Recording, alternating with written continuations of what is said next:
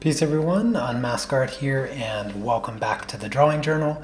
Today I'm doing something a little different. I am doing some critiques of the artwork that you submitted this past week. And if you missed the opportunity to submit artwork, I do have the link in the description for the Unmask Family Facebook group, and that's where I posted the thread for people to submit their artwork. So I apologize if you happen to miss the opportunity for me to do a critique of your work, but I have about 20 submissions, so it's going to take me some time to get through all these 20. Any more than that might have been too much, but real quick I just want to say thank you to everyone that did submit a piece for me to critique. I enjoyed looking at them, and I have some suggestions for everyone, and I hope that you can benefit from it. So if you guys have any questions, don't hesitate to ask. Happy to answer them, and let's just get right into the submissions. Hey there, Wilson, Severine, Christine, Lindy, and Barbara. Good morning, good afternoon to all of you. Thank you guys so much for coming by. Real quick, so the first submission I have here is from Heidi, and she says that this is the first time that she's done a pastel painting without using a tutorial. So this is a personal project, and I have to say, for it being the first time, it turned out really great. There's certainly some things that you can improve on, and I hope that I can give you some good direction when it comes to moving forward. So I'm going to break this down into a few different sections. The first is going to be composition.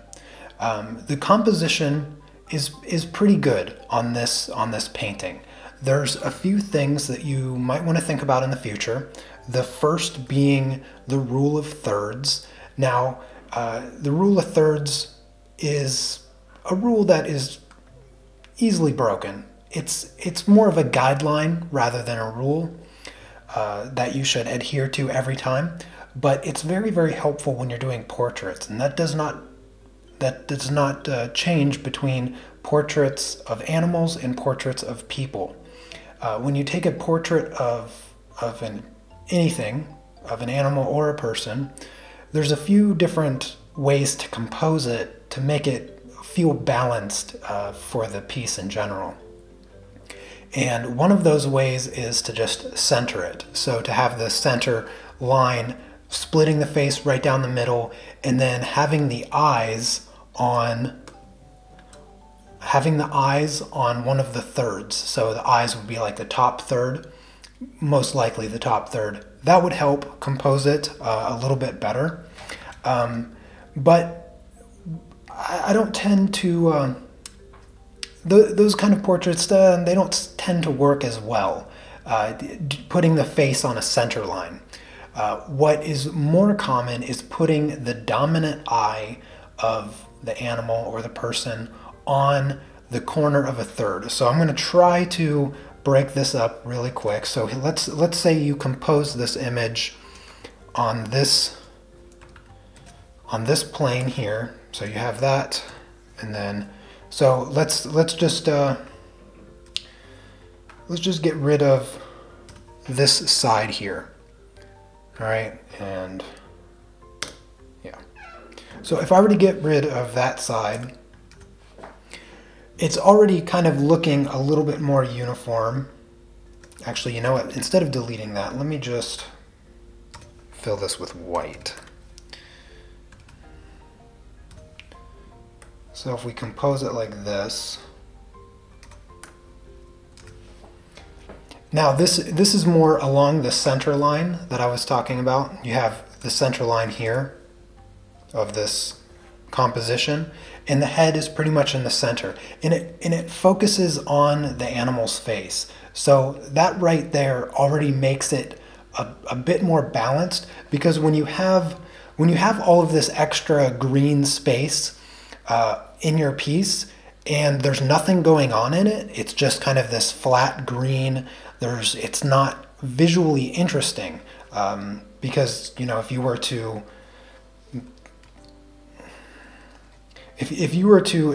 ignore the face of the animal and you look at half of your paper here, it's kind of just this flat green color and there's not a lot of interest going on. So you might want to reconsider how you compose the image, and you might want the cat's face taking up more space. The other thing is having the top or bottom, you can move. You could have moved the cat up a little bit higher to have the eyes on a third here. So if we break this up into thirds, we get this. So this is a halfway point. And now you have this kind of shape, this triangle in the middle. Composition, like I said, composition is not a rule. It's just a guide. And thinking about the shapes happening in your image will help you compose a much more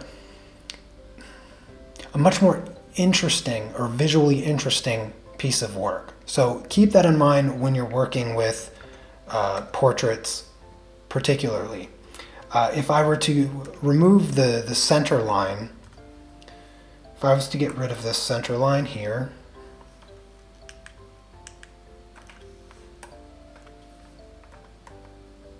where is that center line? Oh, I put it on the wrong layer.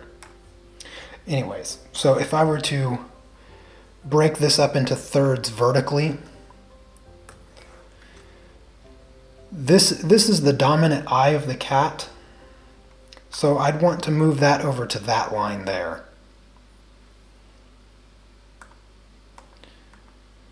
So that makes the composition more even, as opposed to splitting the head in half with the center line. Like I said, a lot of generalities that have plenty of flexibility, but that's the first thing that I think you should focus on in the future is composition. Map it out in a way that doesn't leave so much empty space off to the side. All right, now on to more relevant matters with this piece. You have great colors in your fur. You have plenty of nice texture in the face. My guess is that you started with the eyes, and then you started here, and you started with the fur here in this area, and probably here, and then you went up like this, and this is where you started with the face of the cat. I'm guessing that's where you started because there's so much more detail and precision with and color diversity in this area of the cat. The eyes look really, really good.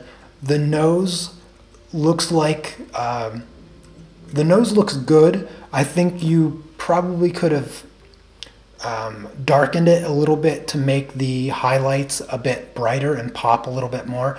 I don't have the reference photo for this, so I can't really tell whether or not you followed the reference photo all that well.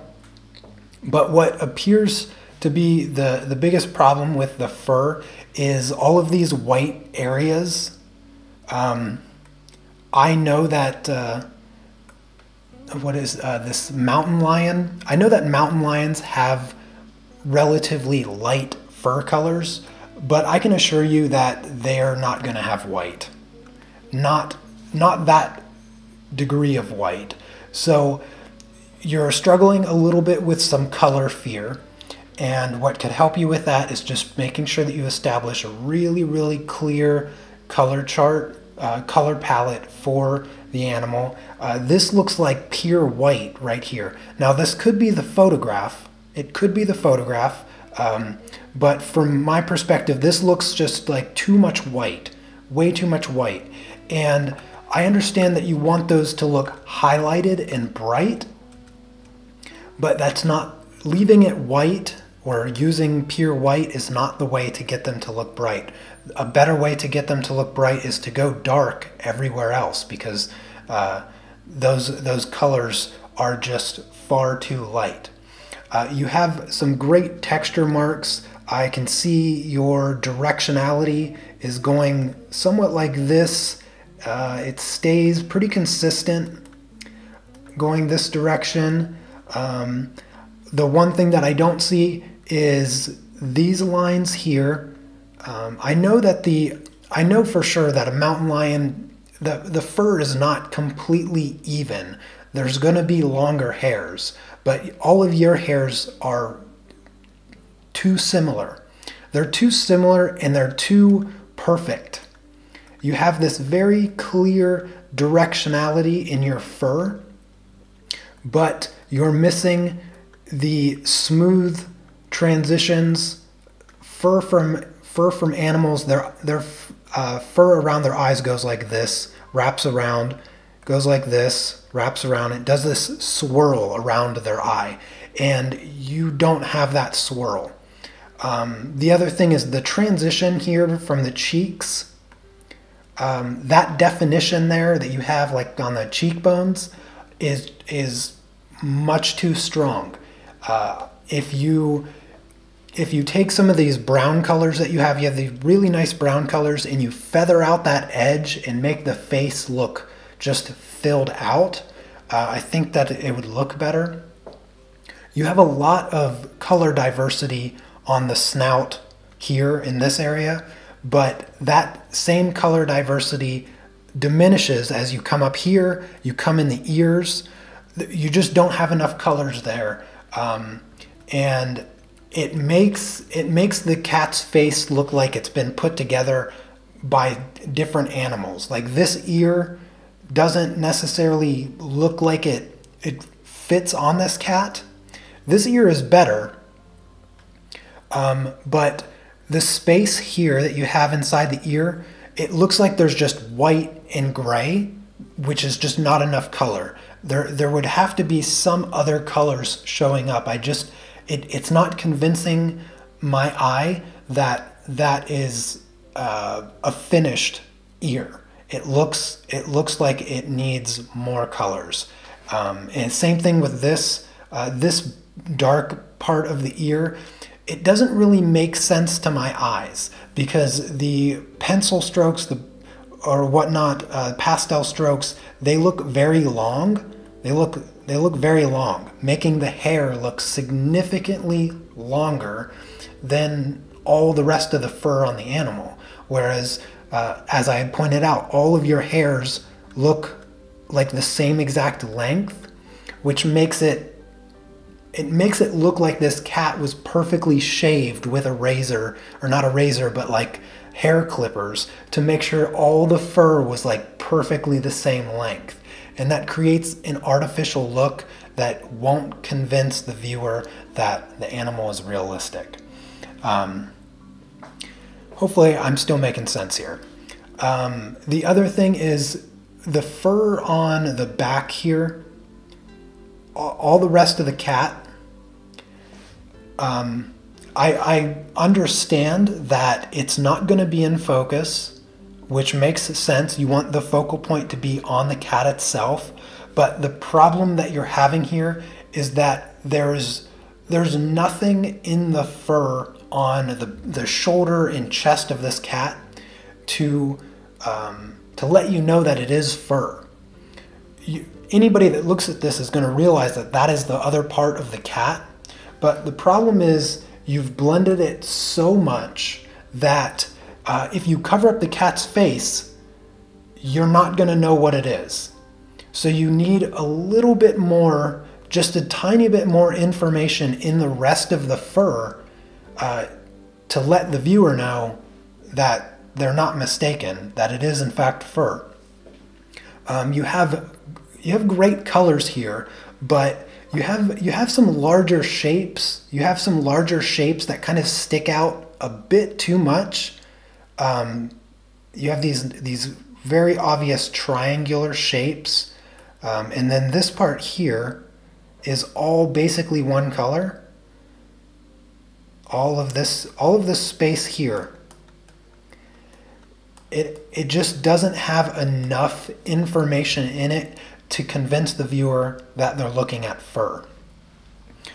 So I would add some more colors, a few more texture lines throughout the fur, and what also goes along with that is making sure that the directionality of your lines is is consistent with the reference photo.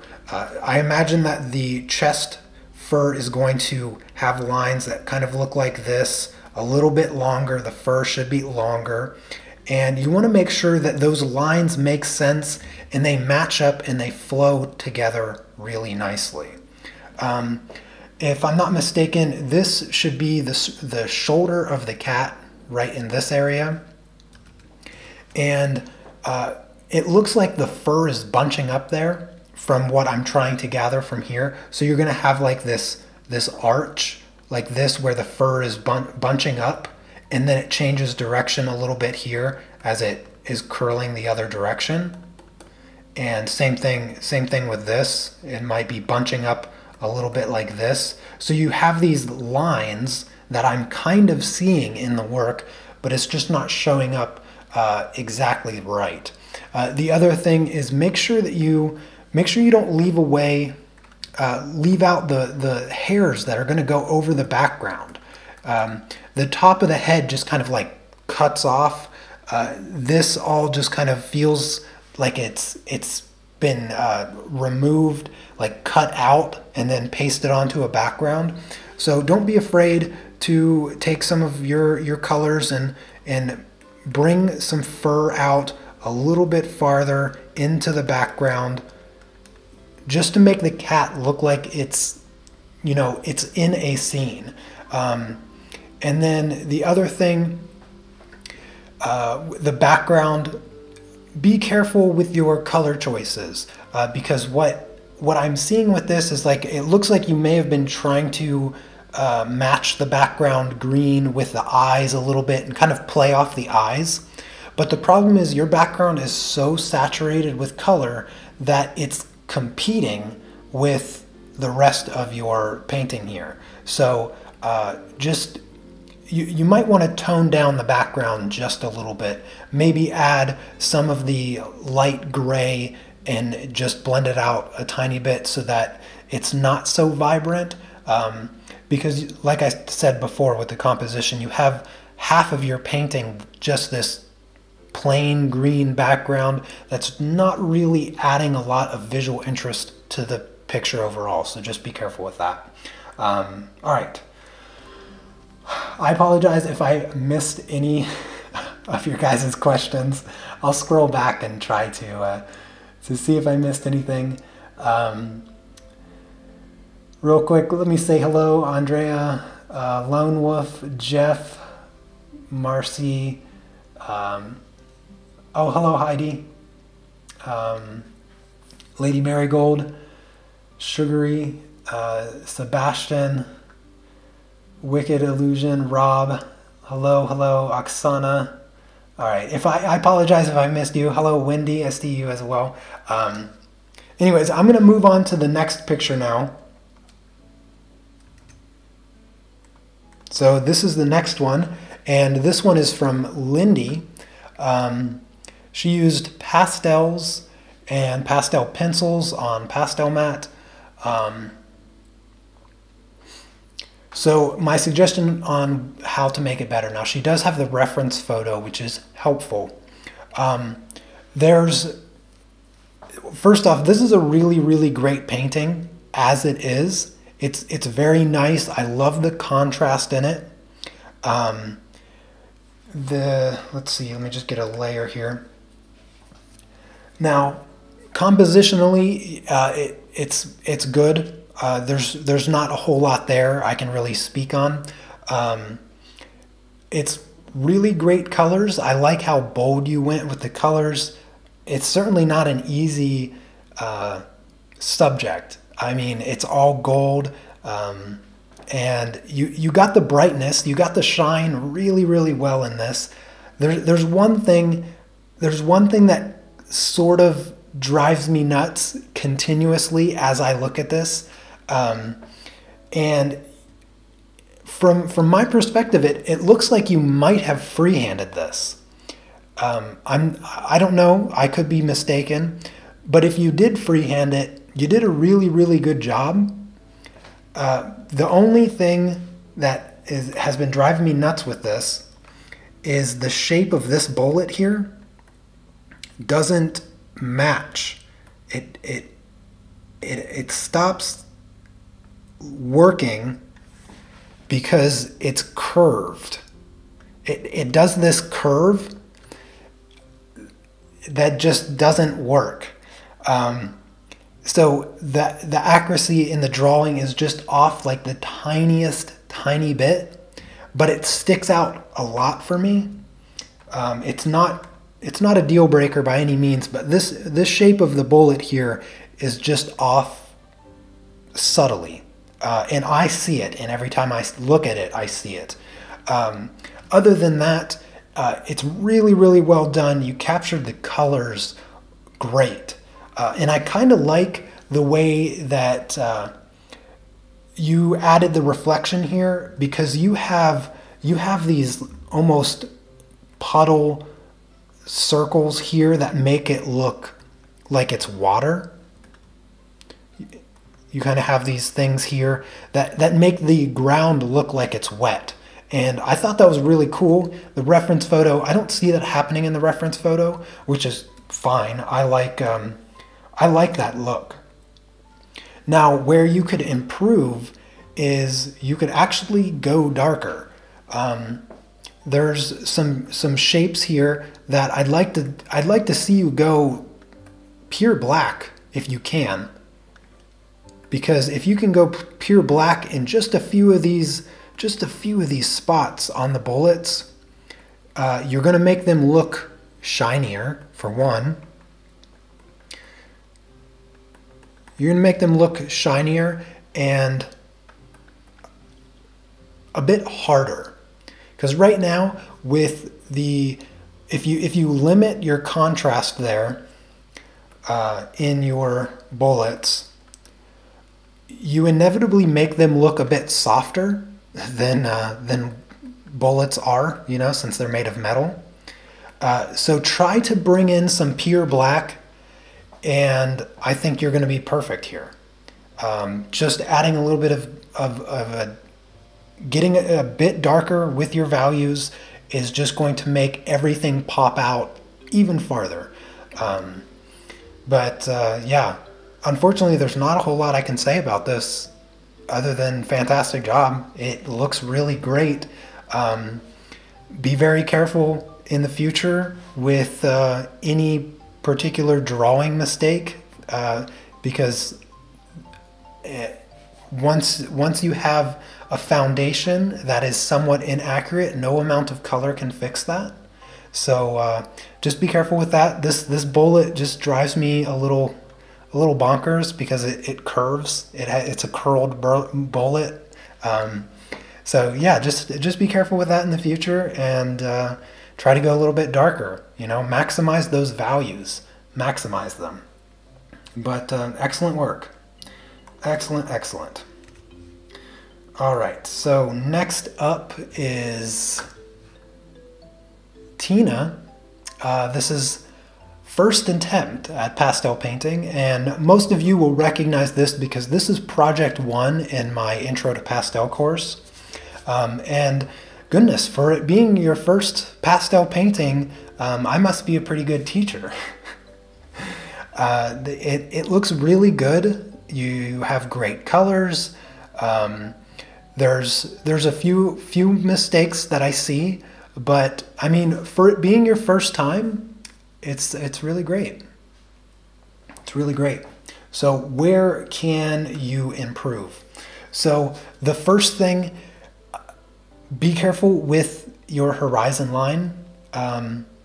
There's not a huge issue here, but just try to get your horizon line a tiny bit straighter.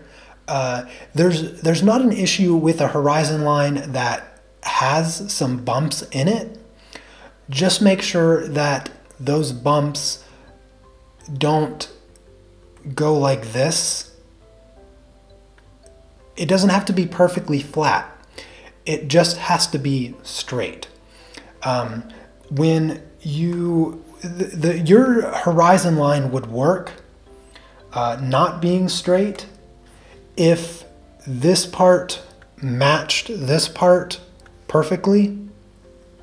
and you just kind of went down and you had some like little mountains or something like that in the back, and it wasn't perfectly straight, it doesn't have to be perfectly straight, but make sure it's not slanted generally, because yours starts a little high over here and then it ends up a little bit low over there.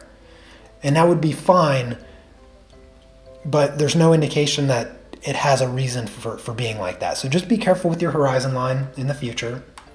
The other thing is you can blend this out. This could be the photograph, but I see a circle here, and then I see a pretty solid circle here, and that wouldn't be an issue if the value of this color was similar to this and this was darker. The problem is that in the middle here, this color is darker than this. Its value is off.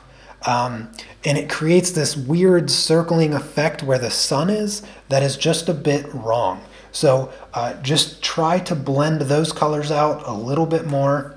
Add a bit of white right here. Add a little bit of white and then just brush it out with your finger, just like I show in the course. Just blend it out, get those kind of sun rays, and you'll brighten that spot up in the center a little bit more and just make it look a bit more glowy.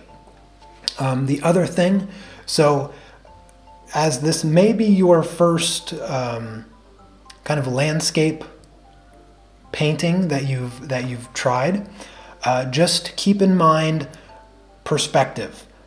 Your waves here, they don't quite follow the rules of perspective.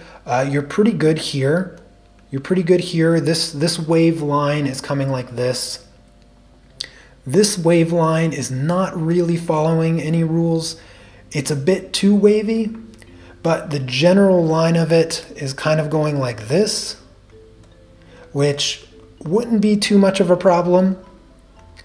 But then these two waves up front, these two here, they're not following the same rules. So this wave here and this wave back here, they kind of go to this vanishing point, whereas this wave generally is kind of going in this direction, and then this wave is going in its own kind of general direction, and these two are meeting like here.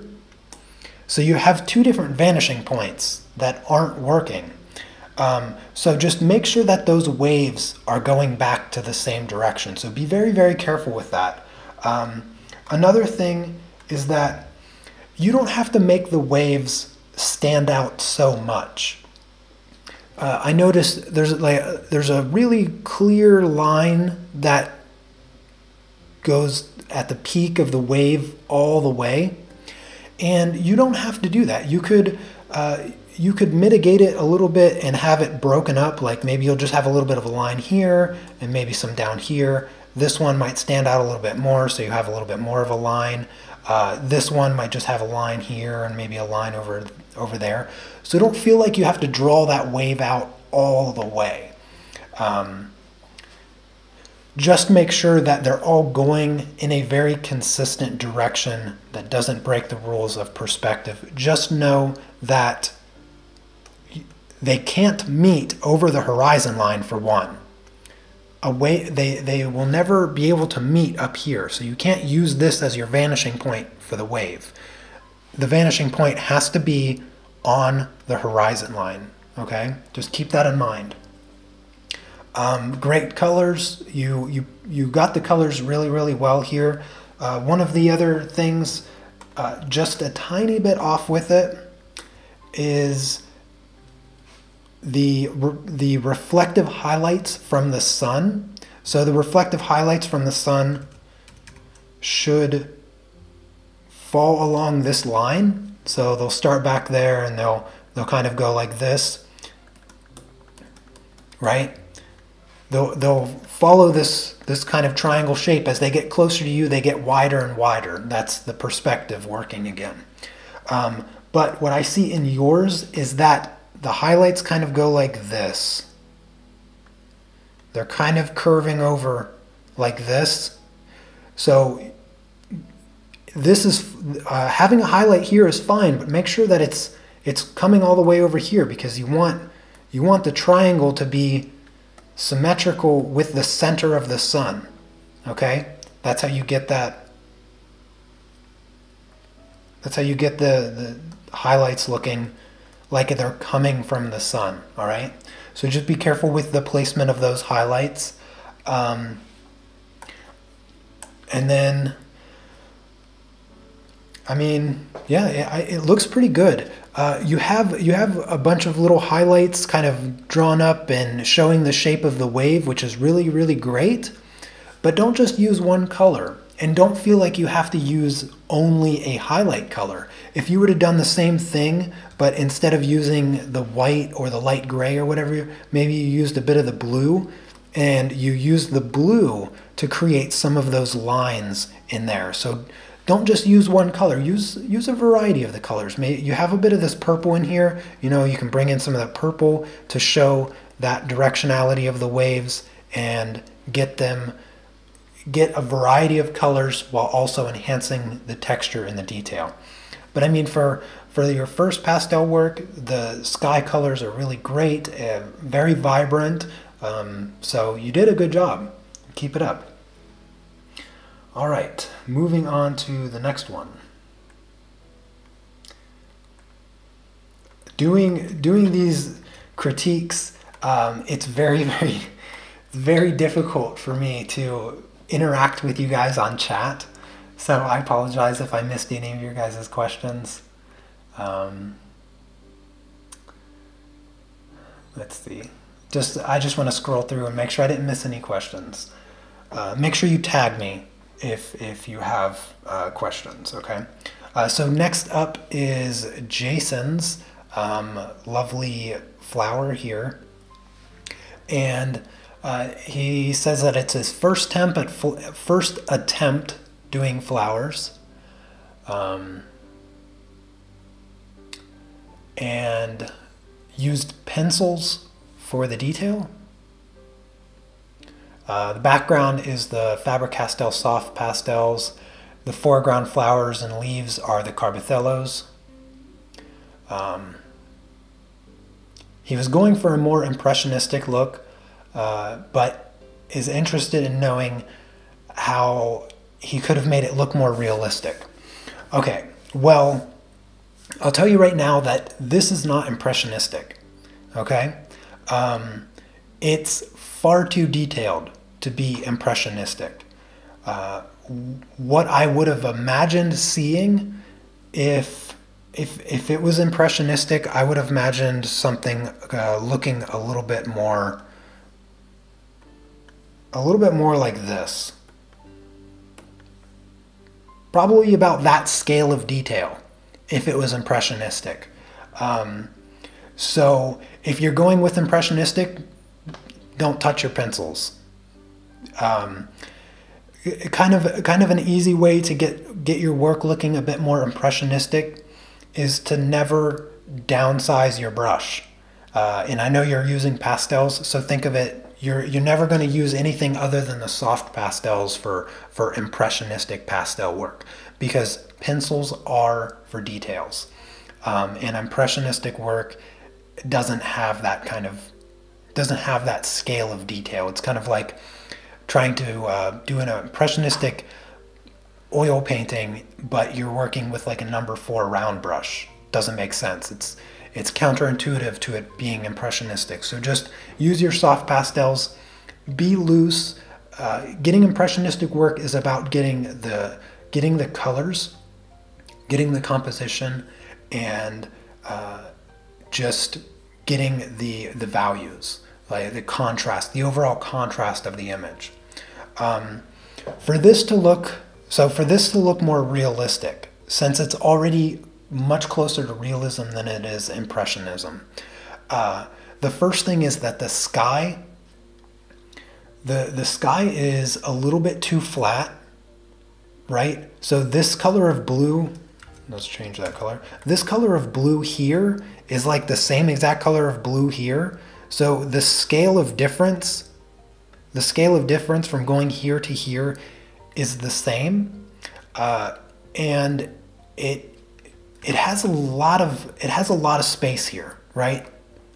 Really, I mean, it's close to, yeah, let's call it a fourth, okay? Let's just round up and call it a fourth of this picture is literally the same color blue. So I don't see that happening in a photograph. I would guess that you're going to get a little bit darker here. You're probably going to have some darker color up in this area here. So let's see if I can just color some of this.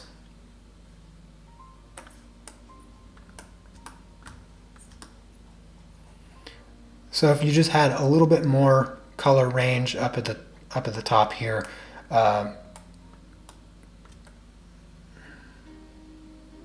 my guess is that it would start to look a little bit better, just so the sky has a bit more dynamic to it. Or you could go the opposite. You could go lighter up here. If you went lighter, I don't know what's going on with this brush tool. Transfer.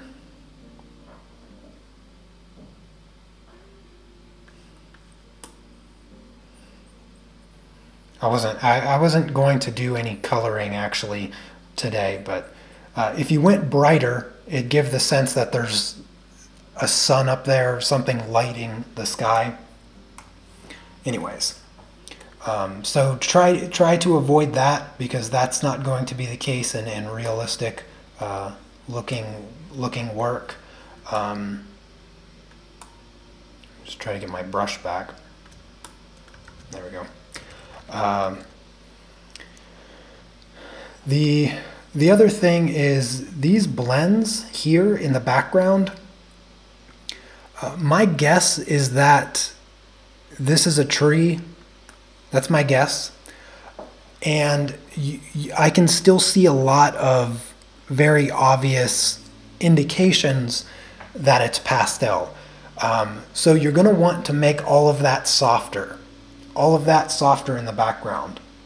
Let's see if I can do a little trick here to kind of give you an idea of what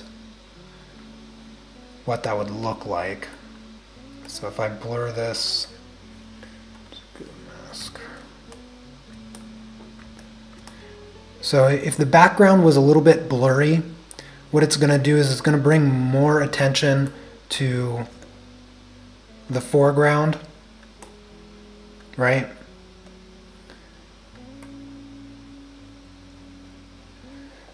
So that's something that you could certainly work on, getting those backgrounds blended a bit more. Because if you have that much texture in the background, that texture is going to compete with the foreground. All right? So blend it more. That's going to help the realism right away. The other thing is you need more colors. Yeah. You're going to need more colors if you're going for a more realistic look. There's a lot of colors, all right, in realism. There's a ton. And your flower looks like there's only 3 in the petals. In particular, it looks like there's just 3 colors. It looks like there is this base color here, then it looks like there's this middle yellowish, and then this kind of brownish color, and it looks like that you've tried to capture as much of the shape and everything. It looks like you use these 3 colors to try to capture this flower, or the petals of this flower, the best that you could. But the problem is that's just not enough colors. It's just, one, there's not enough value in it. You have to go darker. You have to go darker to get those flower petals to look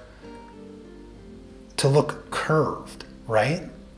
So you're not going dark enough with the colors in the flower petals. Trust me. Even if they're bright yellow, there's going to be enough of a value range there to get those curved, smooth shapes. All right. So just keep that in mind. Take note of how the environment affects the subtle colors of your subjects. The sky is very blue. Blue does not mix well with yellow, okay? It turns green. So you have to think of how your environment is affecting the color of your flower. Now, I don't have the reference photo for this, so I can't pull out particular colors you're missing. But I can tell you that you're missing blue, okay? You're missing blue in your subject. There's this color here everywhere. It's too dominated. So you have to find the colors that you're missing. If you had sent me the reference photo, I could pinpoint the colors that you're missing. The center of the flower looks great. It looks like you spent all your time on the center of the flower, and then forgot the scale of detail necessary in the rest of stuff. So if you spend as much time in the center of the flower on everything else, I think you're going to be moving in the right direction. So just take your time. You obviously enjoy what you do, so there's no need to rush it, and keep going. Make sure that you pay attention to those subtle colors.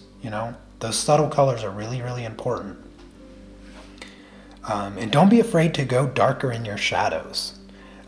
This looks like a cloudless, sunny day to me. And when you have a cloudless, sunny day, that means you have direct sunlight. Direct sunlight causes the most harsh drop shadows and cast shadows. So I would expect to see those somewhere, but I don't. So make sure you're just looking out for those details. But good job, Jason. Thank you for submitting it. So next up, oh yes, Matthew. I love Matthew's work. Love this style, Matthew. And I noticed that you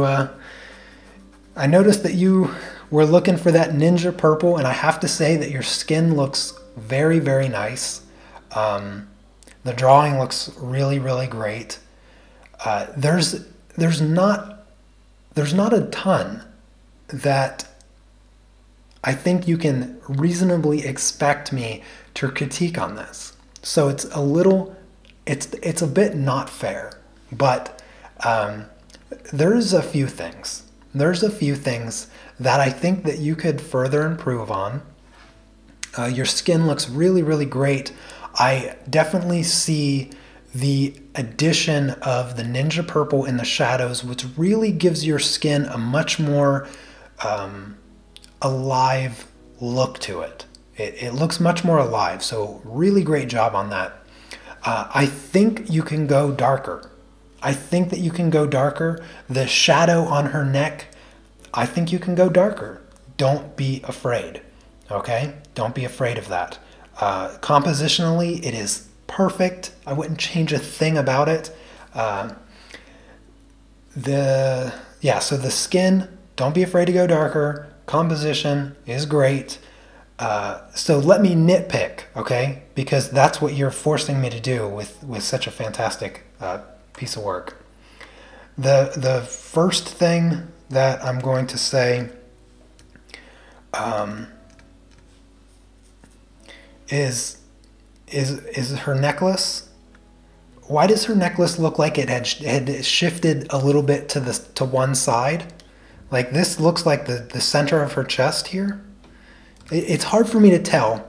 If you go darker with the skin, you can show her clavicles showing a little bit stronger.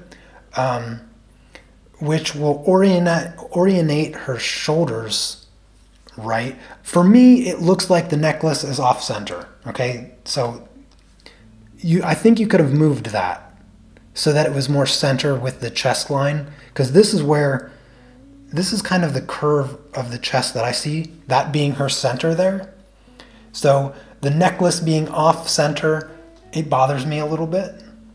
I'm nitpicking, remember, I'm nitpicking, okay? Because this piece is so great. The other thing is the background. I can see pencil texture. I can see a lot of pencil texture here in your bouquet circles. And if you got rid of that, let's just quickly see what it would look like if you got rid of that texture in the background, okay? If you could get, and not even so much, not even that much, just get rid of enough of it, okay?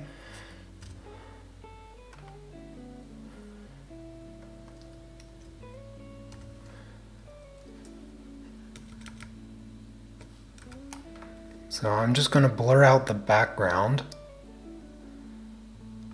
and we'll see just how much better it looks. I have a tutorial. It's a rather old tutorial on how I create bouquet circles with colored pencils. Now I realize that you're doing colored pencils and markers, but it wouldn't change a thing. In fact, it'd probably make it easier since you are working with markers. But if you could get those bouquet circles smoother, then you're going to be on a whole new level. Because look at the top part of this now. Look at if you cover up the bottom part, look how much less distracting the background is and how much more your subject pops out. So if you can get it just a bit smoother, you're going to be like on that next level. As opposed to down in the bottom here where I haven't blended it out, I haven't made it more blurry, it doesn't quite stand out as much. So let's blur out the bottom part now and just see how much better it looks overall. Let's blur that out. And so here's what it starts with, and then here's if you could just get that background blurred out just a bit more. Just take it to that next level. It stands out a whole lot more.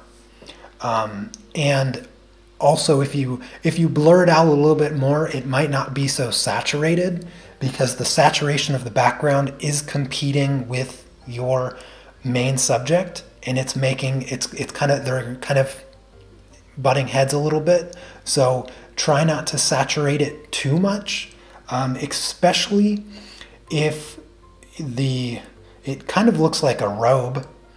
Her robe, I don't know if her robe is supposed to look gray pink, kind of a low saturated pink. You have this super bright flower here, but then her robe is very low saturated. And I can't quite tell, but it looks as though for some of the shadows, like here, these shadows in the cloth, it almost looks like you used more of a gray color rather than a pink color. And I think had you used a bit more brightness, a bit more saturation in her robe to match the flower, it would not only make her stand out more against that complementary background, but it would also kind of harmonize the color being used in the flower, being used in her lips, and then also being used in the robe. So I'm not sure if you want to maybe play around with your color saturation a little bit, just to get that palette a little bit more harmonized. But other than that, I mean, it looks fantastic. I love this style. It's definitely very pleasing to the eye. It has a really great look to it. But you forced me to nitpick because it's already so great. All right. On to the next one. This one here is from Renee. Now the picture was like oriented really oddly, very difficult for me to kind of get a good idea of what it looked like. So I reoriented the picture. I'm not sure if it's supposed to be like this or if it's supposed to be on its side. First attempt at a tree frog using Carbothello pencils. So she said that she struggled with making the light part of the leaf look like a leaf. Well, from what I'm seeing here, it looks like you're using the Canson pastel paper, which is already not going to be the most ideal. I can still clearly see the paper texture, so you might want to consider making the purchase of pastel matte. So just keep that in mind. And then also, this paper is usable. So make sure it's usable, but it's limiting in the amount of layers that you can get. But I know for sure you can cover this paper completely. Okay, so make sure that you cover the paper 100%. That alone is going to make this piece look better if you cover it 100%. And covering this leaf 100% is going to make it look better already. So just more coverage. Okay, keep going. This looks more like a work in progress than a completed piece of work because you have so much paper showing through. So don't be afraid, cover your paper, and keep going with it. I think that you can comfortably improve this project here if you just add more layers. Okay, cover your paper and yeah, cover your paper. Start with that. Okay, your drawing looks accurate. Everything, your colors look accurate, but you just need to cover your paper. Okay, so just keep going with it. You're doing a great job. There's not a whole lot that I can critique because I feel like this is more of a work in progress than a completed piece. So just keep going and cover up your paper. Good job, Renee. Thank you for sending in the artwork. All right, next up is Claudia. This is Polychromos and Luminance on sandpaper. Well, this is really, really cool. Definitely an awesome composition. Yeah, it's captured really well. So where can you improve with this? So compositionally, it's good. There's no real remarks there. The one thing is with the background. I feel like the background still needs a little bit of work on it. The background is a bit distracting. Okay, because and this is where following a reference photo perfectly can be to your detriment. If you've ever followed one of my tutorials, you know that I never follow the reference photo perfectly because there's always things that I want to change because I feel like I can make them look better. And this is a good example. Okay, so my best guess is that this is a tree over here. I'm guessing this is a tree, okay? I'm guessing these are leaves. This is probably the ground, maybe some trees or something like that. And these bokeh circles are where the sunlight is piercing through the leaves. Okay, that's my best guess. I don't have the reference photo, I don't think. No, I don't have the reference photo. So that'd be my best guess. And when we look at the background, the tiger's face is perfect. Just, can we move on from that? When we look at the background, we have this disconnect between the two sides. There's nothing really that matches. And because it's all blurry and we can't really figure out what it is, that's what makes it a bit distracting. If we look at this part, we see some lines in the colors. If we break up these colors a little bit, we see more vertical lines. That is what is making me think that this is possibly a tree here, because I'm seeing some vertical lines. I see this really strange shape here. I'm not too sure what that's supposed to be. And it gives me some lines that break this vertical line pattern that kind of makes me think that that's probably a tree. Nothing at all is going on here. It's just kind of like this orange color, this reddish purple color, this purple color, and then some browns and some grays and stuff. So there's not a whole lot going on here. This here, I can almost guarantee I'm right, that it's sunlight coming through some trees, and that's why there's green, and that's why there's little bouquet circles that are nice and bright and white. I doubt the reference photo looks like that. There's probably something a little off with the background, which makes me feel like it's a little off. Just remember that the background, if you're going to put a background in, no matter what you're coloring, no matter what you're painting, drawing, if you're putting in a background, just know that it is equally as important as everything else in the image. If I just randomly cut this background out and made it pink with polka dots, that would make zero sense whatsoever. Maybe it would be what if it was a perfectly pink background with perfect circles and perfectly spaced polka dots? It would make zero sense. So I'm just saying that to illustrate that the background plays just as an important role in the overall image as the foreground and the main subject. So just don't take any shortcuts, all right? Don't take any shortcuts. And I'm not saying that you took shortcuts with the background, but I feel like it can use just a bit more definition to make the viewer a little less discombobulated on what is happening in the background.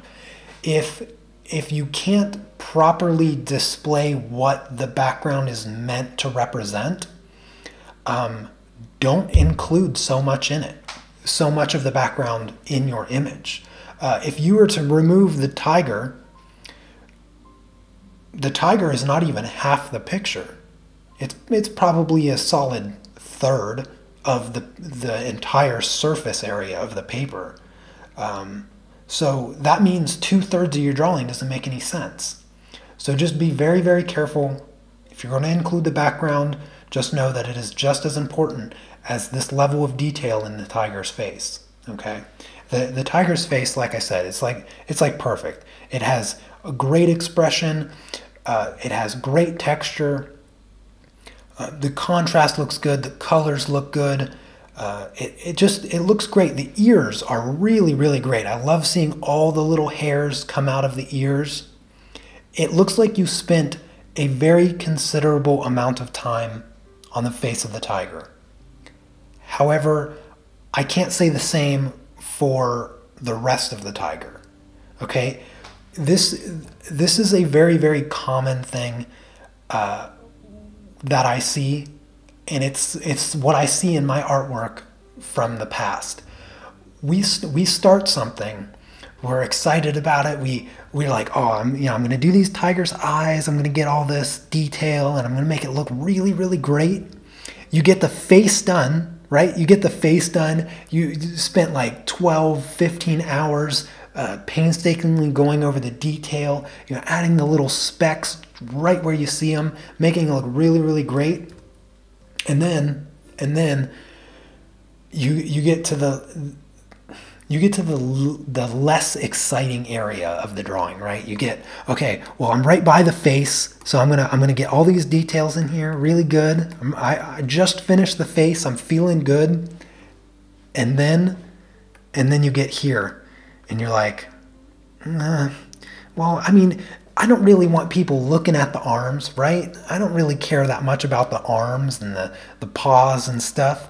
So I'm just gonna use one color, and then I'll go with another color, and I'll do a little bit more here and a little bit, and you start to speed up. You're like, oh, you know, the level of detail there, it's not as important as the face. I got the face looking perfect, right? So what difference does this one little arm that you can't even really tell how it's oriented because, you know, it's not completely in focus, and nobody's going to be looking at it. And so you start to speed up and you're like, oh, well, I'll just, you know, I'll do a little bit of coloring here, a little bit here. I won't. Okay, well, I'm not too concerned about the directionality of my pencil, so I'll just kind of go in this general direction. And then you get to your paw here and you've completely lost your patience. You're trying to get it done. You're throwing down some colors. You look at the reference photo and it's kind of obscure abstract shapes, and you're like, you know, I'll just kind of put in these shapes, put in some of these colors, and then I'll blend it out. And then same thing here with the tail. Oh, there's some stripes, there's some color, I got the stripes, blah, blah, blah. Now with a little bit of the back, I'll just throw in some color, blah, blah, blah. Won't worry about it too much. Well, I can tell you from experience that I can see this, okay? I can see that you spent more time on the face than anywhere else on the tiger.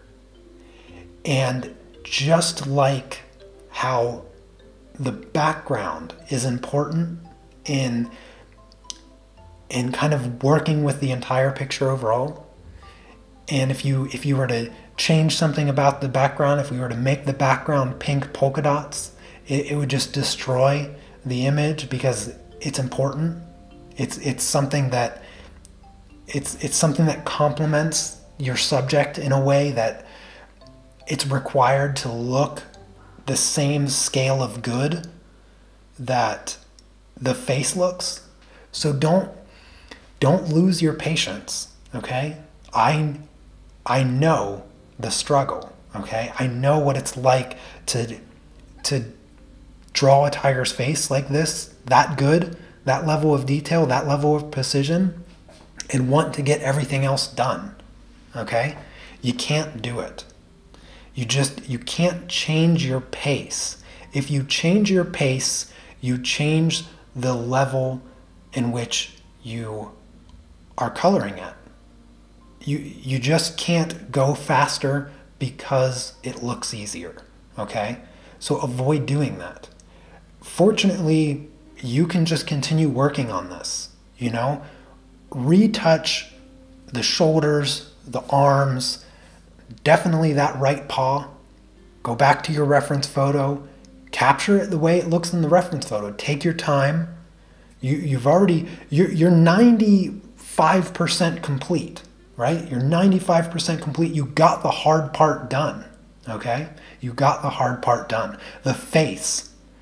Everybody's going to be looking at that face, but they're not going to stare at it forever. Eventually their eyes are going to drift off and they're going to start looking at the other details. They're going to be so impressed with the face that they're going to start drifting off and looking at the other things that you've done in the drawing.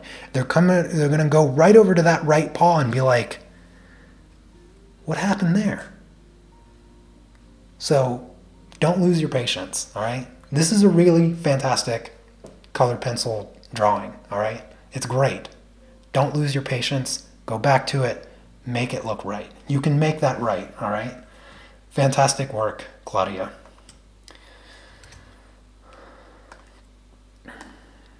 Where am I in this list?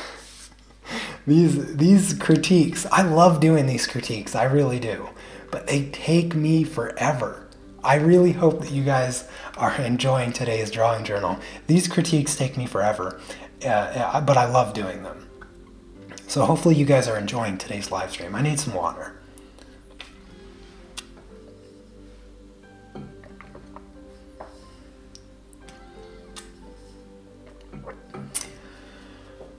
Okay.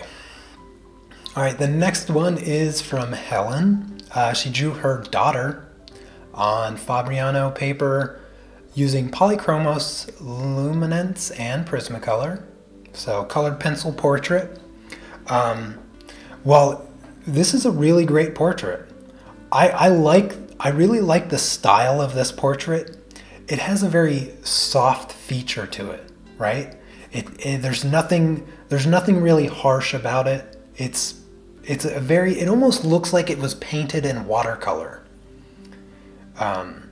It's so soft. It looks really, really great. Compositionally, it's good. I like the center point is almost the dominant eye here, her right eye. So our left, her right. I like the pose, you know, chin up a little bit, looking off to the side. Nice smile. Definitely some things to improve on. The eyes look really great, which is usually a common thing. You know, we start with the eyes almost all the time, which means we usually spend more time on the eyes. You know, it's really important. Portraits, you know, it's so important to get those eyes lifelike and get those highlights and make you want to stare at them. And that's why I always start with the eyes in my portraits, because you want the viewer to stare at the eyes. You know, forget everything else, just look into the eyes. So the eyes are really, really great. Good contrast, nice eyelashes. That's usually a struggle with a lot of people.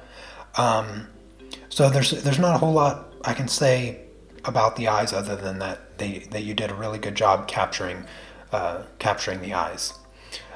Now let's talk about the skin. If I could ask you in person, I would ask you, are you satisfied with the way that your skin looks? I don't have a reference photo for this one, but I would ask you if you are satisfied with the skin. Because my guess is that you might just say kind of. You might look at it after I ask that question and you might say, I don't know, I guess a little bit, possibly. That's what I'm going to guess that you would say about how you feel about the skin in this drawing. Because there's not a lot of value changes in the skin, and from my guess is that this is not a studio portrait or a glamour portrait, which usually has a 3 lighting setup that eliminates all harsh shadows on the face. So I'm guessing that you did not go dark enough in the shadows.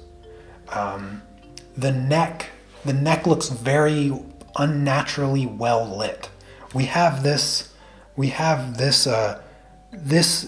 seemingly dark shadow. This is kind of the darkest shadow across the face.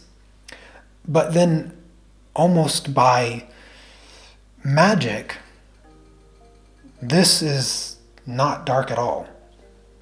Why is this not shaded? I have no idea why that would not be shaded.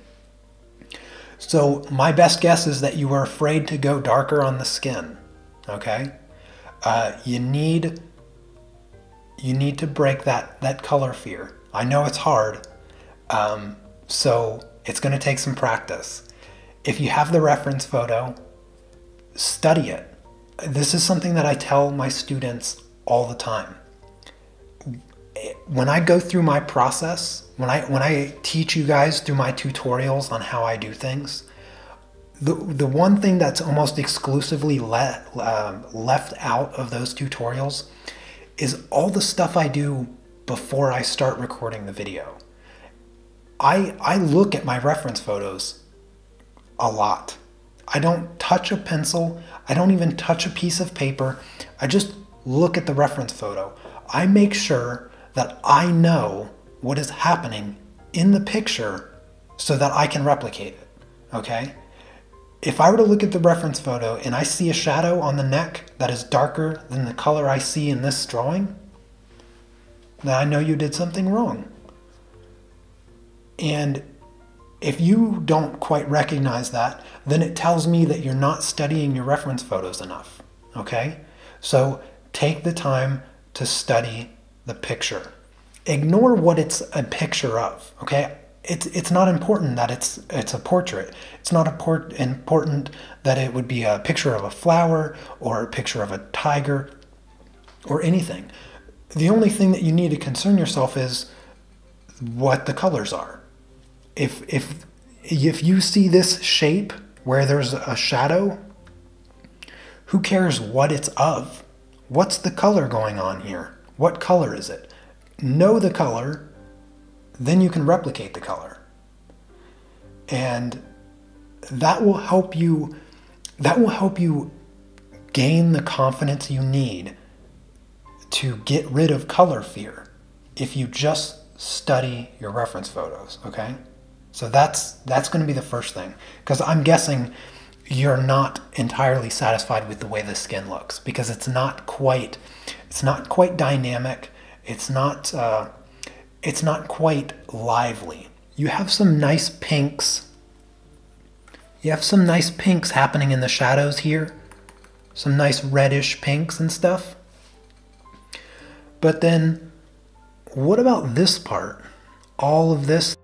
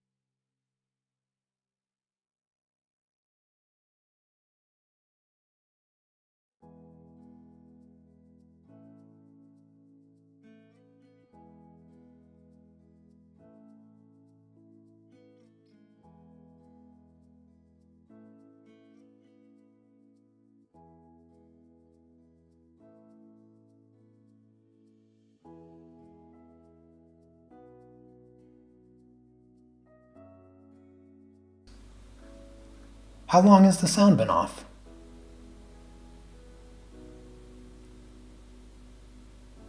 I don't know why. Testing. 1, 2, 3. I don't know why the microphone went off. What did I touch? Whatever. Everything should be good now. Can you guys still not hear me?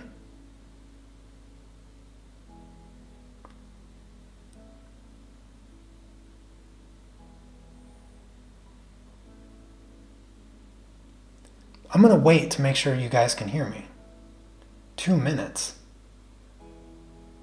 Did I miss something? Did I mess something up?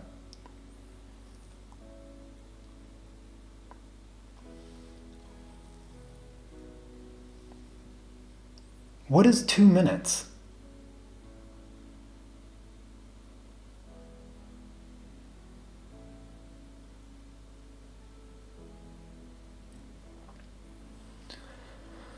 Okay.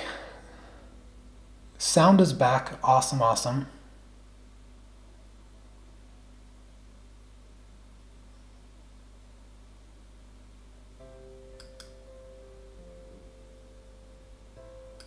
Could not hear about the chin area. Okay, perfect, perfect, perfect.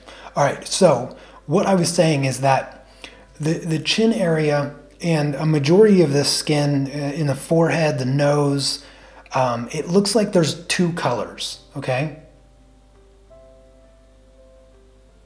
Oh wow, I was off for 2 minutes? Wow. Okay, so going back to the chin, it looks like there was about 2 colors used. One to create a bit of a shadow and then one for the base color. And what I was saying is that it looks like that you're relying on colors you associate with skin color, which are the the peaches, the tans, the khaki colors, the light browns, the things like that. The only problem with those colors is that they never actually have the right tone. They don't have the orange, they don't have the red, they don't have the purple that is inevitably in skin to kind of give it the life that it needs. So you have to branch out. You have to grab colors that you didn't think that you were going to use, and you have to bring more life into the skin. You have to bring more colors into the skin. I forget what else I might have said in those 2 minutes. For the life of me, I have no idea why my microphone turned off. I didn't hit any buttons. It just randomly went off. So hopefully that never happens again. Let's see. What else did I want to talk about on this? I have to get through these last ones fairly quickly because I've been streaming for a while. The other thing that I wanted to talk about with this portrait is the hair. The hair is a little bit too perfect. This is what makes it look almost more like a softer painting overall, or a softer drawing, is that it doesn't have any like standout features. If you were to come in here and just throw in a little bit of flyaways, something to give the hair a little bit more depth, a little bit more texture, then I think that you'll find that you like it a bit more. So don't be afraid to come in here with some of your darker colors and create some loose flyaways in the hair, especially flyaways outside the hair. Something like this that flows outside where you have the hair. Don't be afraid to get loose with those hairs and let them come outside the hair as you have it. So loosen up a little bit in the hair, add some flyaways. That way it doesn't look so like perfectly cut, because you know when you have a portrait, the hair is not perfectly like flat here. You know, there's always like one or two hairs that kind of just stick up a little bit like that. So loosen up and let your flyaways out. All right. Done with that one. What's going on? There. All right, next picture. Let me make sure my microphone is still working. Now I'm super paranoid about my microphone not working. I have no idea why it did that. All right, I'm going to do this one quick because it's already so good. So I'm just going to go over some of the basics. Some of the basics here. So, first thing is first, the cherries look amazing. They look fully colored. They look like the paper has been completely covered. Okay, that's a very important feature about the cherries, is it looks like none of the white of the paper is still showing through. Now, with that said, because I know you can cover the paper completely, why does the cup not cover the paper completely? Okay, there is still paper showing through on the cup. That's not acceptable. Cover the paper completely and the cup will look as good as the cherries. There's no way that the cherries look this vibrant and this fully saturated and their reflections do not. Okay, their reflections just don't look fully fleshed out. So keep going on the cup. Everything about this looks really well done, but the cup, I don't think that's covering the paper completely. So go back through, do another layer, blend it out if you have to. By the way, this was Stefania.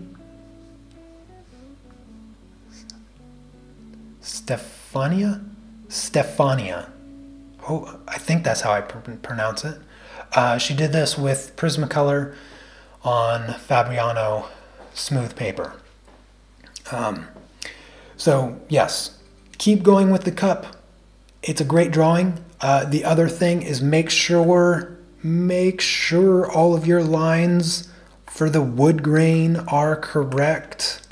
Okay, you don't want to mess that up because these lines here don't make any sense.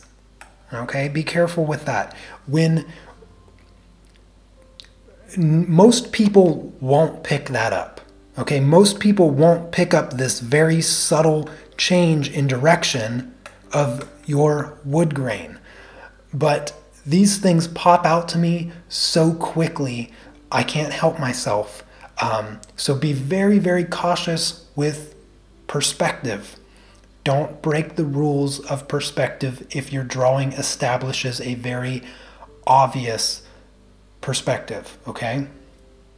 Because these lines here, they break the rules. They're breaking all the rules, okay? And it messes with this part of the drawing. And I think that you're avoiding covering the paper completely with the wood, similar to the cup. Okay, so go over it with your layers. If this is light, if this color here on the paper is light, like almost white, I can only assume, cover it with pencil. Cover it completely. Don't let it show through. Okay. Keep going. Keep coloring. Cover it. Why do they stop here? Why do the texture lines stop? Right? They arbitrarily stop, creating a halo effect around your cup. Don't let that happen. Okay? Be careful with that. All right. Stefania, hopefully I pronounced your name right. Wonderful job. Keep going. I'm trying to rush through the last 8 of these I have. I can't believe it's taken me so long to get through these. I hope that I'm giving you guys some good insight here.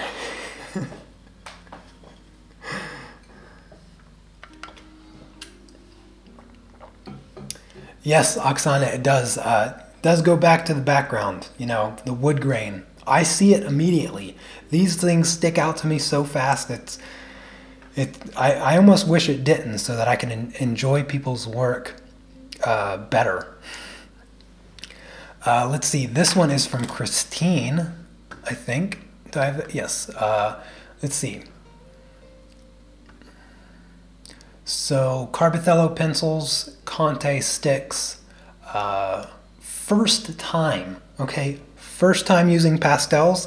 I'm guessing that you've used other mediums before, and you're pretty good. You're a pretty good artist. It looks like she left the background the paper, okay? Clairefontaine bluish color. So there is nothing to say about the background because it's blank. You definitely have some skill here, that is for sure. Yeah, you did really good.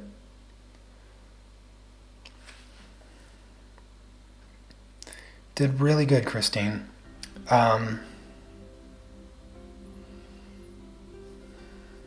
She does have the reference photo. Let me try to open the reference photo. All right. Okay. Yeah, not bad. Not bad. I mean, the reference photo actually is not even that great. You almost drew it. You almost did it better than the reference photo. The cheek. So this cheek here, it sticks out a little bit too far, tiny bit too far. And the way that I know that is if I measure the width of the nose, that width is the same here. But if you check out the reference photo, that is not how thick it is. So you're a little wide on the cheek, and I can see that in the picture. Not sure if you freehanded this. If you did freehand it, you did great. Let's see, there's no shadow. There's no shadow on this side of the tail. This is there's a shadow here that you missed with your colors. Not an easy tail to color. I can assure you of that. You did really, really great with the texture and the directionality. One thing I notice right here, this direction of the fur, you captured it wonderfully. This is not an easy section of the tail because you have the fur folding away from you and then coming towards you. It changes direction and goes like this. And then all the fur starts going this way. So you captured that beautifully, but you missed out on the cast shadow down here. This reddish orange color should be down here more. Changing that blonde hair more into like a reddish brown. But other than that, I mean, the tail is the hardest part of this for sure. And you did a really, really great job on it. The face is pretty good. Pretty good. This is a little high, tiny bit too high on the white fur.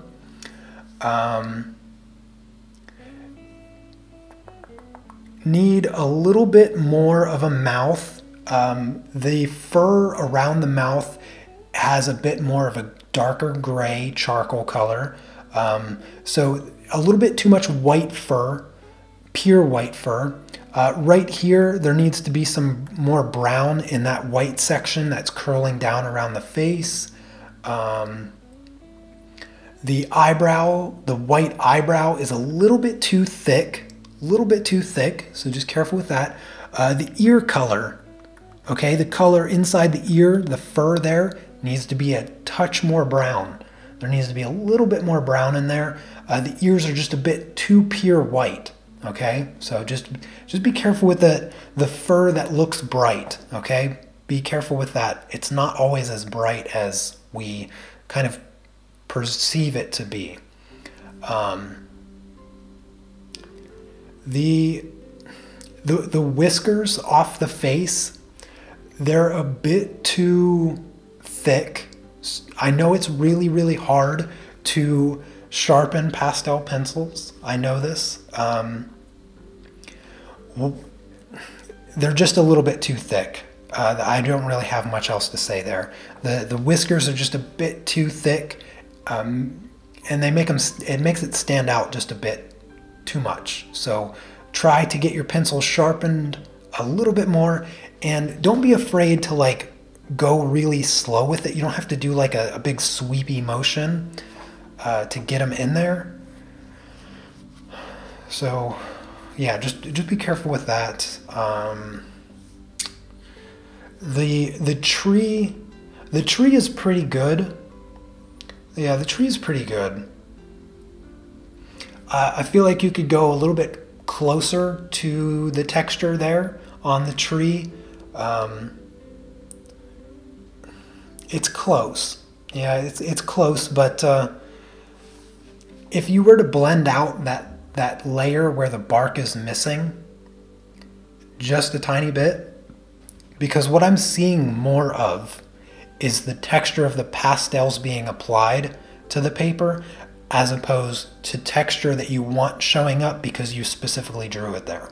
So you could redefine that smooth part of the tree better to get rid of the texture of the pencil and instead incorporate the textures that you actually want to show up. But other than that, it's really great. You did a fantastic job.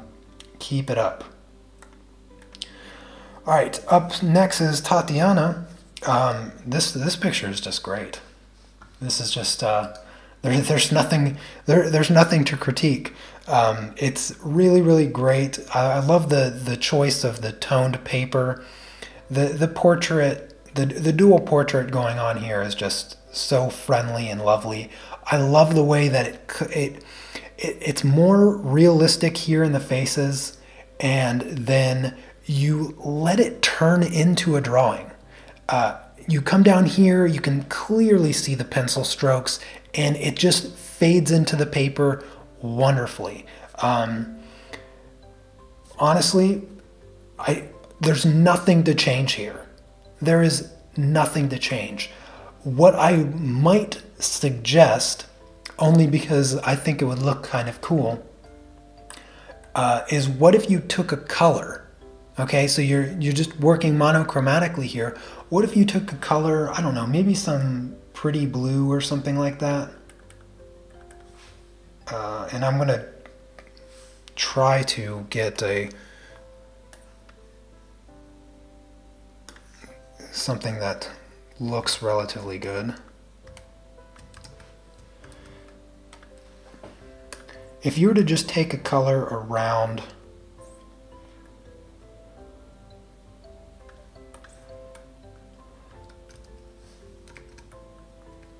I don't know why pen pressure is not working.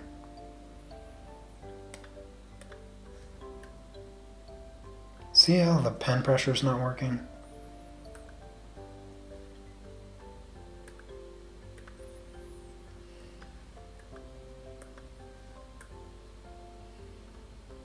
Yeah, I don't know. If you were to take a color, I'll just scribble this around to give you a basic idea.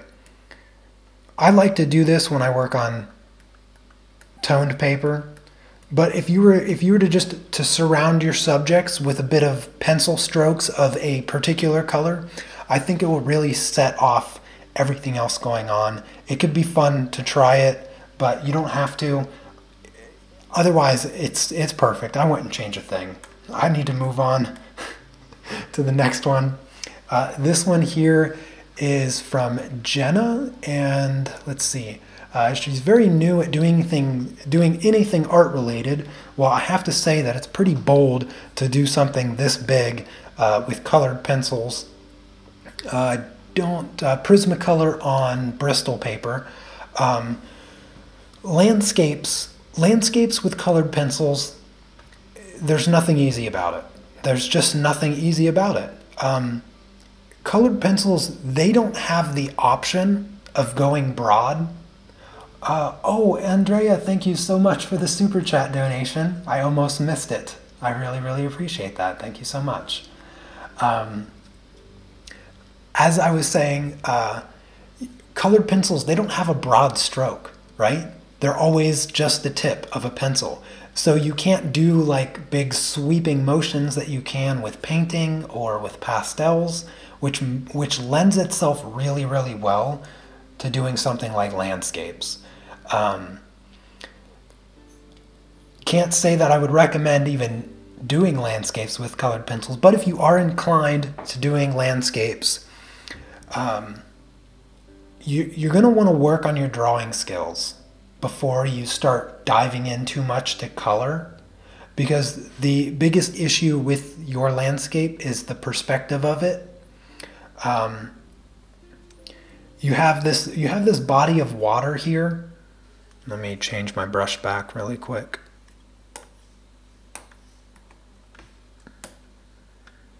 Maybe. Now my brush doesn't want to work.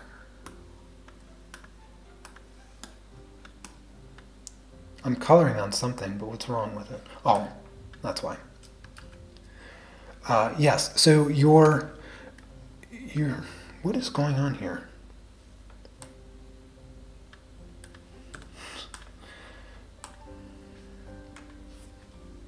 There we go. So your body of water here, perspectively, is all off because the scale of your mountains, they just pop out of nowhere, right? They just kind of pop out of nowhere. And if you want them to look like they're in the distance, you need to have your grass, you need to have more of this kind of shape. This is your plane, right? This is think of it like a field of checkers all these horizontal lines coming across. So this is like your three-dimensional plane, right? And in order to create that distance, everything has to be coming from this single point. So this is a one-point perspective. And so your grass would have to come up more like this. Maybe just, if your grass came more this direction, there'd be some grass over here maybe, right? Then your boat would have to scale up. There's a lot that you have to work on here. In order to make your boat look like it's closer, it needs to be bigger in proportion to everything else in the image. So what I would do, since you're new to art, since you're kind of getting into this, focus more on drawing first. So if you can work on your perspective, then you can start creating your own landscapes similar to this and get things to look correct, and then you can start applying color. So don't try to jump right into color. Instead, I would focus on your drawing skills first. All right, let's move on. This one is from Linda, and let's see.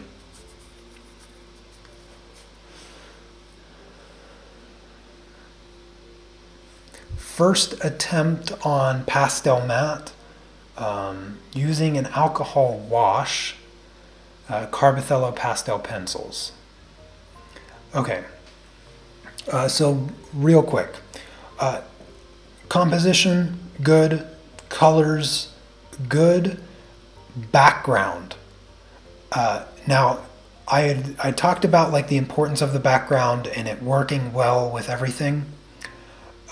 I imagine that you probably took this photo with, I don't know, maybe your phone or something, and your phone probably doesn't have like a really wide aperture, and so it probably captured a lot of details in the background, like the texture of the tree and maybe some leaves or something.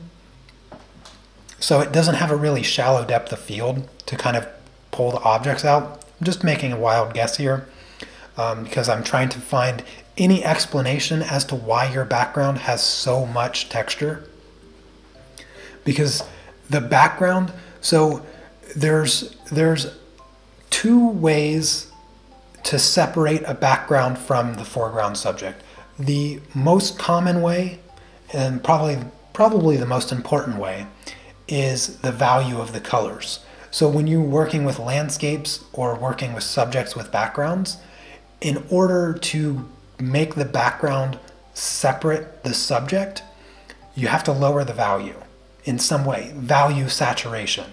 And so when you're doing working with landscapes and you're trying to create that depth in your landscape, you have to use lower values at a lower saturation, and then as you get closer, the values increase and the saturation increases. I've said this many times in several other tutorials and live streams when it comes to creating that depth. Well, in this picture, or before I get onto this picture, the other way to separate the background from the foreground subjects is the difference in texture. The scale of texture increases as you get closer and closer in focus. This is the idea of having like a really blurry background, and then the subjects have a lot of intricate texture and details. However, in your picture here, you have a very stark competition with the background. The background is competing with all of your foreground subjects because you have all these little textured dots and things, which maybe you were going for trying to I don't know. Sometimes, sorry, I've been live streaming way too long, getting thirsty. So sometimes we have this this idea that if we add more detail, then our picture is going to look more realistic. When in the case of this specific piece, the opposite could not be more true. If you were to blur out your background, just make it smooth, let the colors do whatever they do. But it just, if you were to smooth it out completely smooth it out, and then go into your birds, focus on the details, get darker colors going on here, because your birds don't have the colors that they need. They need some dark shadows. Let me try to do something here. So I'm just going to go in here and I'm going to just draw in some shadows on the birds. I'm going to do that. Let's just fill it in with black, and then I'll go up here to multiply, and let's see here. Let's add some color actually. And let's see, maybe more bluish color.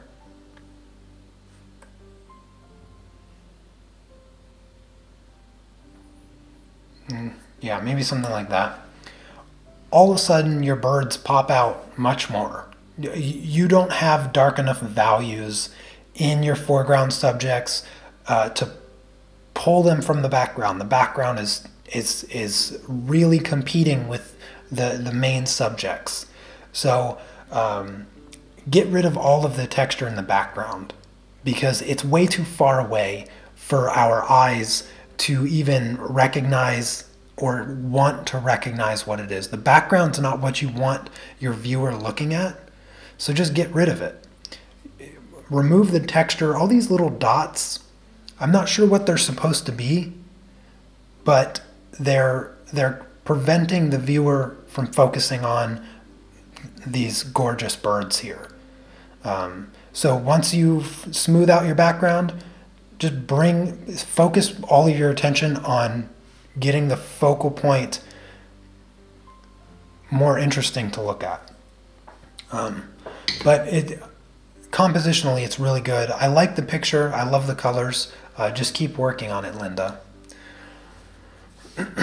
All right, let's see. We got, oh wow, I got a lot left. I have a lot left. I didn't think 19 of these pictures were going to be too difficult.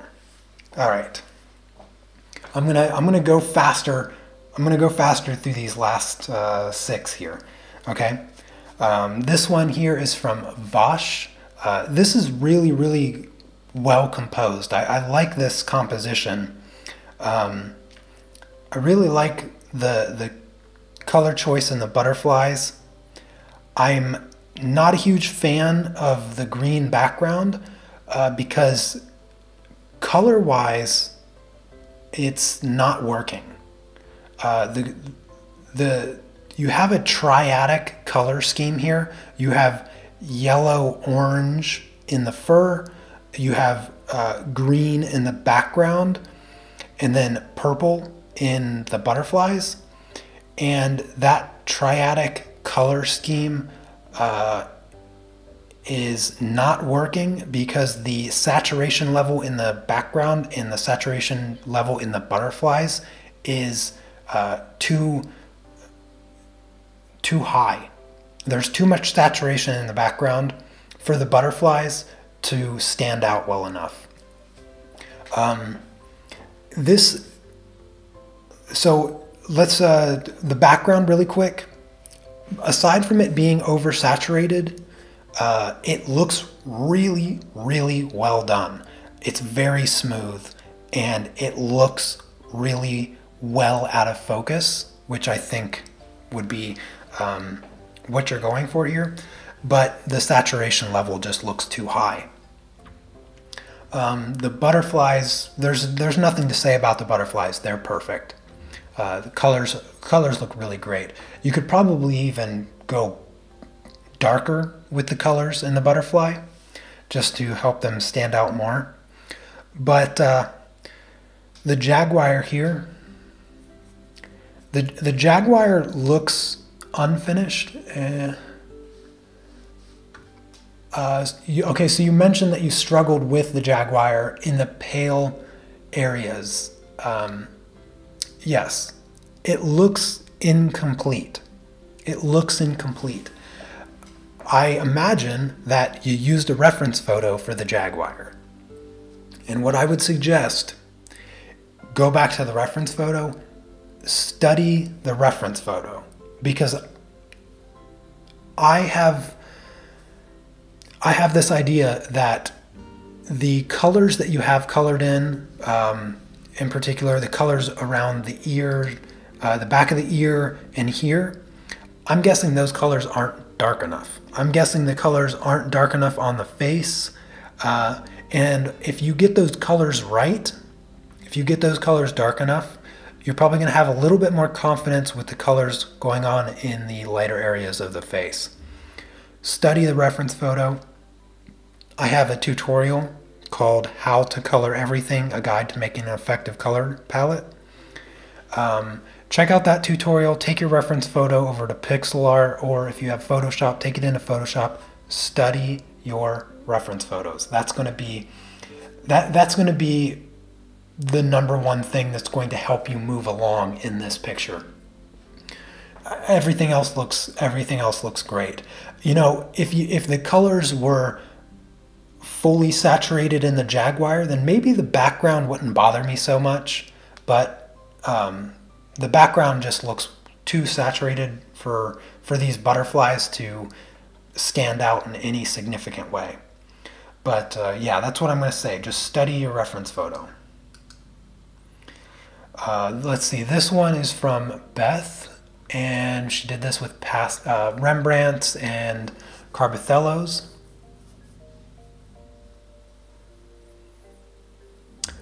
So she's been doing pastels for about a month.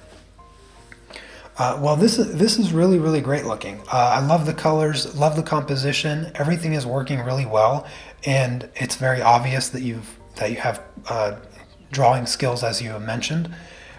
What I would say is when you're composing something like this, think about what is important, okay? And when you measure out the scale of importance, how important is the sky here? Because one of the things that I see happening in your sky is I feel like you're trying to put too much details in the sky, where you have like the blue sky showing through what I can only guess is clouds. And from what I would imagine, taking this photograph, is that you wouldn't see that much detail in the sky. I'm not sure if you used a reference photo for this, or you just kind of like put together some ideas from several reference photos. But my guess is that you kind of freehanded it a little bit, and you might have used a reference photo for the bird and most likely the flowers, and then you added the background. So the background is not all that important. So I would think a little bit more compositionally in your kind of layers. So the background, the scale of importance of focus, not important. So think about which colors you want to show up and how you want it to play against your main subject. So you have what's called positive space and negative space, and you can compose your main subject in either of those two spaces. If you do a positive space main subject, if you do your main subject in a positive space, what that means is that the contrast difference between the background and the main subject is that the main subject is darker than your background. Now, if you reverse that, almost similar to this here, right now the jaguar is occupying negative space. So this is a negative space main subject. And what that means is, if I return this to black and white, the background and everything is darker than the main subject. So with your piece here is that you don't have a distinction between those positive and negative spaces. They're both trying to occupy the same exact space. And what that is doing is it's making it look like the sky is right next to the flowers and right next to the bird, like they're sandwiched really, really close. However, if you were to just make the sky much lighter, maybe a tint of blue, but mostly white, and maybe a shade of gray, just really, really light, okay? Then you bring all your darker values into your main subject, and it's going to stand out from the sky, and it's going to look separated, and it's going to add space to your drawing overall. So think about that. Or if you want to do the inverse where the sky is darker and then you have this, probably not the best idea, but it's a possibility. So think about that. The other thing is avoid obvious patterns.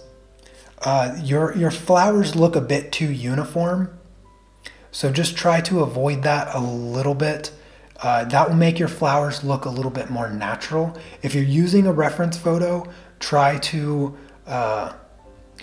turn, like if you're using a reference photo to kind of recreate what this branch might look like, then when you use one flower as a reference, turn it, add another one. Yeah. Other than that, I mean, it looks really great. You could have probably spent a little bit more time on your bird and just making your bird look a little bit more lifelike. But I mean, it looks great. It looks great. The colors are really fantastic in this. I like the colors. The bold pinks and purples, they look really great. So that's all I'm going to say with that. Fantastic job, Beth. Thank you for submitting it. This next one's going to be really short because it was just copied from a reference photo. I think this was pastels, Antonette. Let's see, pan pastels and pit pencils, pastel matte. Yes. Look, there's a ton of detail in this, and I think that you did a fantastic job. Everything looks really great. There is a very distinct depth of field here where the focus of the camera was on the head of this grasshopper here. And so the details there are much sharper, much more pinpointed. That's what makes the leaf look out of focus in the top right corner. And that's what makes the legs in the bottom right corner less detailed and a little bit blurry. And I see that you captured that. You captured it quite well. There could be a little bit more detail on the leaf right where that plane of focus is. So it'd be like right there by the knee. I guess it would be a knee, like right here. So the plane of focus falls across the leaf also. So there'd be a little bit more detail in the leaf, I imagine, right here. Not a lot, but a little bit. But other than that, it looks good to me. Your shadow might need a little bit more blue though. But yeah, keep up the good work. There's nothing to critique here. That's a fantastic piece. All right, let's see. This one was from Jennifer. Oh, I didn't realize this was from you, Jennifer. This is Luminance Polychromos Prismacolors Pablos and a pan pastel underpainting. So let's see. Well, this is a good one. This is a really good one. The background is flawless, in my opinion. I don't think there's anything that you could improve on in the background. It has a nice range of color. It's very soft and it looks out of focus, and it really brings attention to your main subjects. Now, for your main subjects, the drawing looks accurate.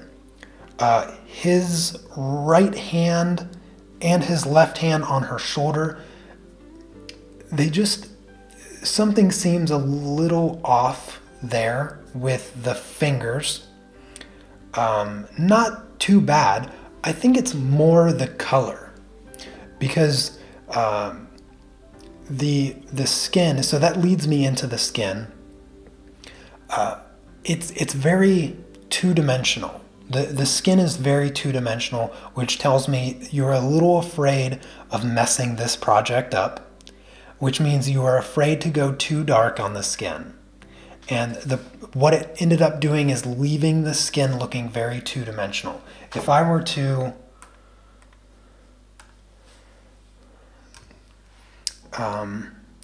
just come in here and add a bit more depth on that part of her skin, maybe here. I don't want to go too crazy. On this part of her arm,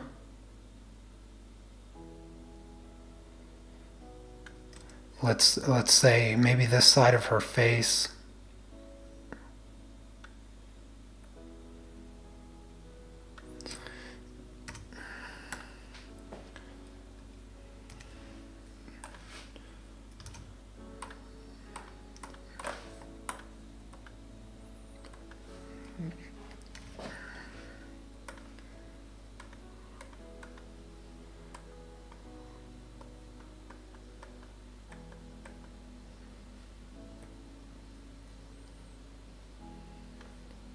Let's go more purple, I think.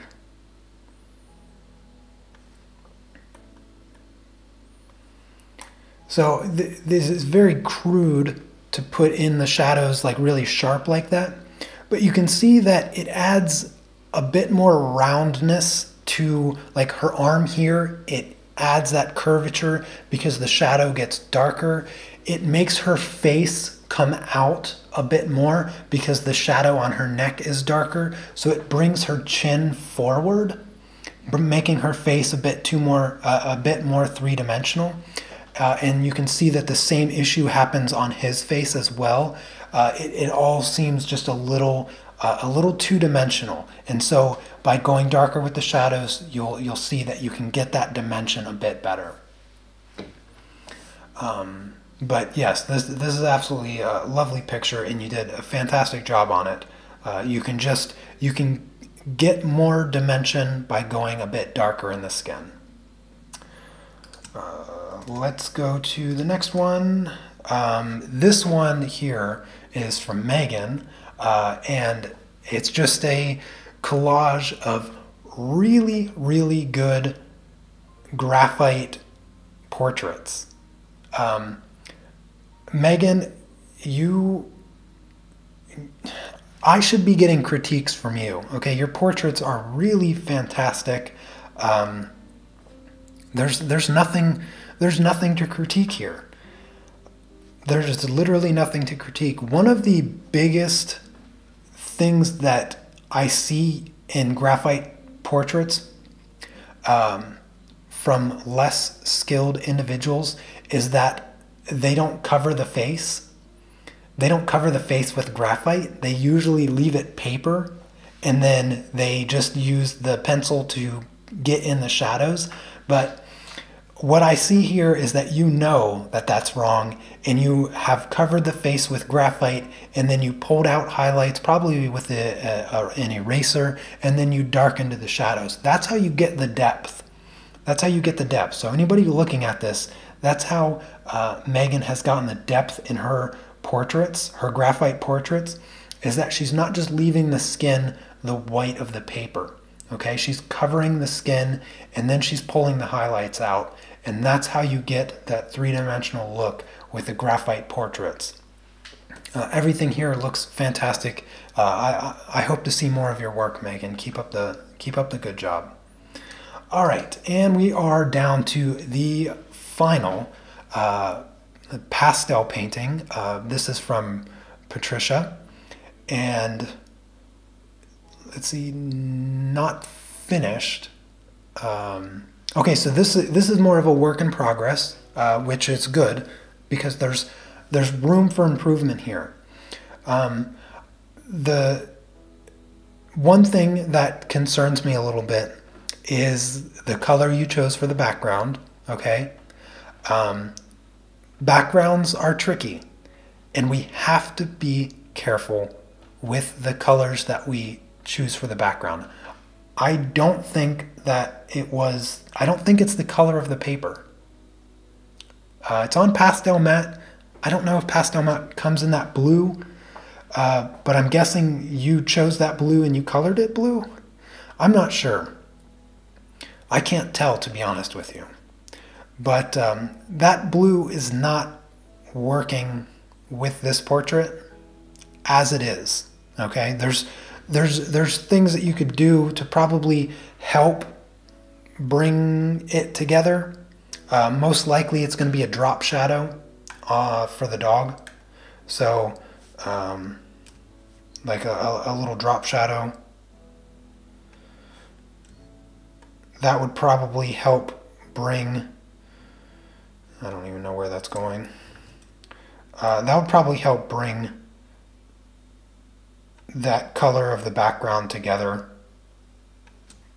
I'm just going to do that.